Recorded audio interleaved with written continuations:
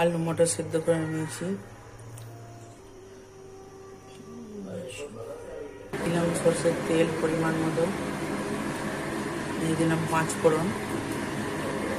দিয়ে দিলাম পেঁয়াজ, দিয়ে দিলাম রসুন বাটা, দিয়ে দিলাম আদা বাটা, দিয়ে দিলাম হলুদ গুঁড়ো, দিয়ে দিলাম লঙ্কা গুঁড়ো, দিয়ে দিলাম জিরে গুঁড়ো, দিয়ে দিলাম ধনে গুঁড়ো, দিয়ে দিলাম অল্প একটু জল মশলাটা কষানোর জন্য, দিয়ে দিলাম রেড চিলি পাউডার, কাশ্মীরি লঙ্কা গুঁড়ো, দিয়ে দিলাম খাসির চর্বিটা, দিয়ে দিলাম টমেটো, দিয়ে দিলাম 2 কাঁচা লঙ্কা,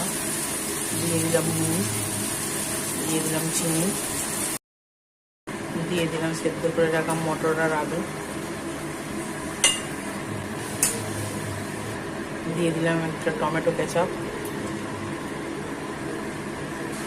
দিলাম শাহি গরম মশলা অল্প পরিমাণ মতো, ধনেপাতা।